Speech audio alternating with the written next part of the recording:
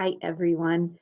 I wanted to add one more. Oh, look who's joining us. I wanted to add one more strategy to our relaxation um, grouping, and that is distraction. Huh? Are we distracted right now that we have a dog in here? And distraction is one of the strategies in which I sometimes wonder if that should be the first thing that I mention or if that should be the last strategy that I mention.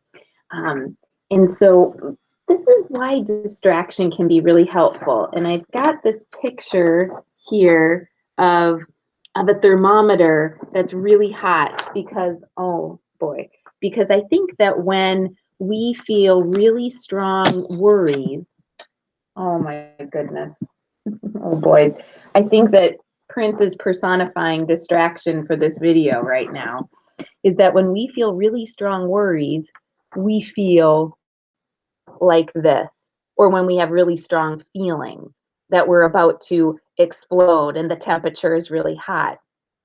And so, why distraction can help us out is because sometimes we need a chance to calm down before we can solve a problem or before we can really use strategies to help us manage our worries. So, an example of distracting ourselves might be something like as simple as just picking up a book and letting our minds focus on that, or playing a game or watching a TV show, sometimes just talking to someone else.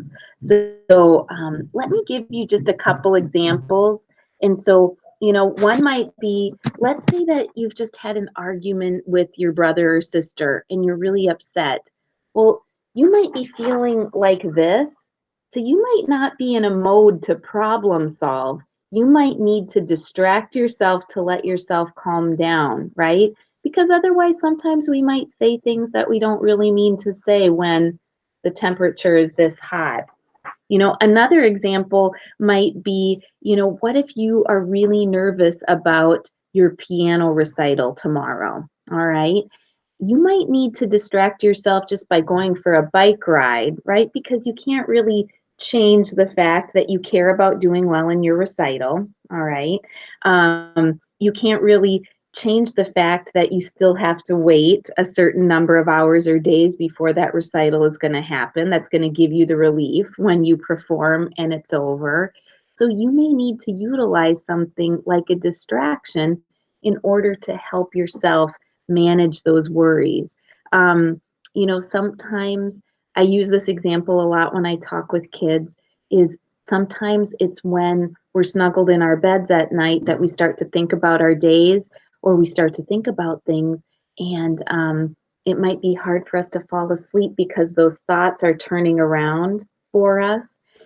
And so I say that sometimes counting backwards is a distraction that we can use to help us just let go of those worries, so that we can actually give ourselves the sleep we need. So I say counting backwards from 1,000 because, if we count backwards from 10, we know that so well, right? That it almost is like we don't have to think about it at all. But if we have to count backwards from 100 or 1,000, we actually have to force ourselves to concentrate on that counting so that our mind can't focus on the worry that we maybe can't do anything about right before bedtime. Does that make sense? So, another form of distraction might be guided imagery or some kind of meditation. So, I don't know if any of you guys perhaps listen to any sleep meditations at night when you're going to bed. But you know what? Even a bedtime story is kind of like a sleep meditation where your mind is focused on that and it takes you maybe away from something that you might be holding on to. So, um, so distraction is a strategy that you can use when you have strong feelings, or when there's something that you're worried about that maybe you can't do anything about right in that moment. All right. And so let me just recap some of the ways that we might be able to distract ourselves. Um, so maybe a favorite memory that you have, kind of letting your mind go to that memory, um, reading, playing a game, um, getting outside, talking to someone, counting backwards. Um, Guided imagery is something, or like say like a meditation might be something that might help you get distracted enough.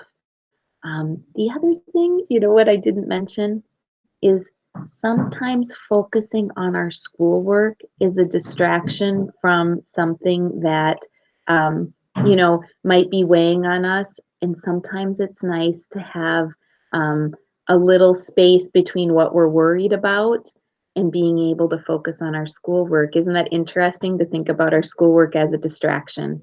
So just wanted to give that as a final strategy. All right. Thank you. Bye, guys.